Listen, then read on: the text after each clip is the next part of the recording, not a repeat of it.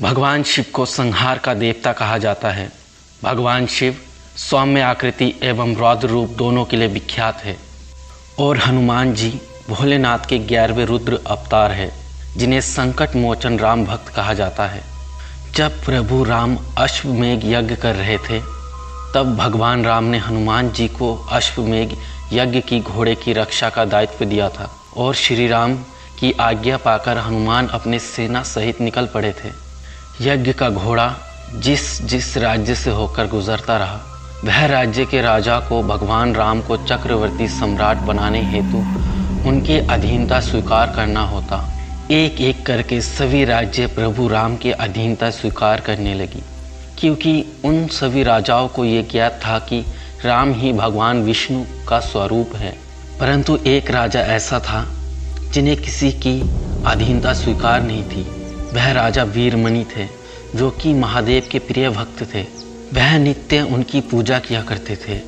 उनके इसी भक्ति से प्रसन्न होकर महादेव ने उन्हें दर्शन दिया और कहा, मैं तुम्हारे भक्ति से अत्यंत प्रसन्न हूँ, मांगो क्या वर चाहिए।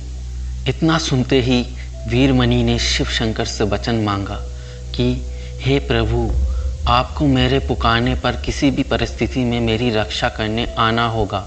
इस प्रकार वीरमणि को भोलेनाथ से यह वरदान प्राप्त हुआ। जब अश्वमेघ का घोड़ा राजा वीरमणि के राज्य के समीप से गुजर रहा था, तभी उन्होंने यज्ञ के घोड़े को अपने अधीन कर लिया और भगवान राम से युद्ध को तत्पर हो गए। यही देखकर हनुमान जी सेना सहित वहां पहुँचे और वीरमणि जी को समझाने का प्रयत्न करने लगे, परंतु वह किसी की ना समझे और युद्ध के लिए हनुमान जी को ललकारा। फिर हनुमान जी और उनके मध्य में युद्ध आरंभ हो गया। दोनों सेनाओं में एक से बढ़कर एक दिव्य अस्त्रों की भयंकर युद्ध छिड़ गई। फिर हनुमान जी ने उनको और उनके सेना को परास्त कर दिया। अपने और अपने सेना को परास्त देखकर राजा वीरमणि ने भगवान शंकर का आह्वान किया। वह जोर जोर से महादेव को पुकारने लगे। महादेव वचनबद्ध थे, अतः उन्हें विवश होकर युद्ध स्थल पर आना ही पड़ा। उन्होंने सर्वप्रथम अपने भयंकर रूप वीरभद्र को अपने जटाओं से उत्पन्न किया और साथ ही नंदीगण भी युद्ध के लिए तत्पर हो गए। हनुमान जी और वीरभद्र दोनों ही महादेव की कृति है। जहाँ हनुमान जी महादेव के 11वें रुद्र अवतार है और वही वीरभद्र महादेव के जटाओं से उत्पन्न हुए हैं। दोनों में बहुत भयानक युद्ध आरंभ हो गया। साथ में नंदी जी ने भी हनुमान पर आक्रमण कर दिया। युद्ध चलता रहा। कुछ देर पश्चात हनुमान जी ने नंदी और वीरभद्र को परास्त कर दिया। तब युद्ध भूमि पर स्वयं महादेव को आना पड़ा। हनुमान जी भोले बाबा से युद्ध नहीं करना चाहते थे, परंतु महादेव ने हनुमान जी से कहा, अगर तुम मुझे अपना गुरु मानते हो और अपने प्रभु श्री राम के दिए हुए दायित्व का निर्वाह करना चाहते हो तो अपने पौरुष का परिचय दो बजरंगी, अतः मुझसे युद्ध करो। इतना कहते ही महादेव ने अपना धनुष पिनाक का आह्वान किया। हनुमान जी ये देखकर उन्हीं के धनुष विजया का आह्वान किया। फिर महादेव ने एक से बढ़कर एक महादिव्य अस्त्रों का प्रयोग किया। हनुमान जी भी अस्त्र का उत्तर महाअस्त्रों से दिया। फिर महादेव ने अपने महाविनाशक अस्त्र रुद्रास्त्र का प्रयोग हनुमान जी पर किया। महादेव को पता था हनुमान जी सभी अस्त्रों का सामना कर लेंगे, इसलिए महादेव उनकी परीक्षा ले रहे थे।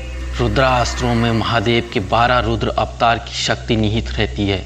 ये देखकर हनुमान जी ने अग्नियास्त्र, वायुआस्त्र और वरुणास्त्र का आह्वान किया, परंतु रुद्रास्त्र की प्रचंड शक्ति के सामने ये बिल्कुल भी टिक नहीं पाई और रुद्र अस्त्र हनुमान जी की ओर बढ़ने लगी। यह देखकर हनुमान जी ने अपने 11 अवतारों की शक्ति का आह्वान किया। कुछ समय के लिए रुद्र अस्त्र को हनुमान जी ने रोकने का प्रयास किया, परंतु फिर उन्हें प्रचंड रुद्रास्त्र को अपने सीने में लेना पड़ा, जिसके कारण हनुमान जी कुछ देर के लिए मूर्छित होकर अनंत आकाशगंगा की ओर खोने लगे। यह देखकर माता आदि शक्ति ने उन्हें अपना आशीर्वाद दिया और कहा कि सकुशल रहेगा हनुमान। फिर हनुमान जी भी सकुशल लौट आए। तब भोलेनाथ ने ब्रह्मांड अस्त्र का आह्वान किया। ये देखकर वह भगवान श्री राम आ गए और फिर उन्होंने वीरमणि को कहा कि शिव ही राम है और राम ही शिव है, फिर तुम किससे युद्ध कर रहे हो। वीरमणि को चारों तरफ राम और शिव दिखने लगे।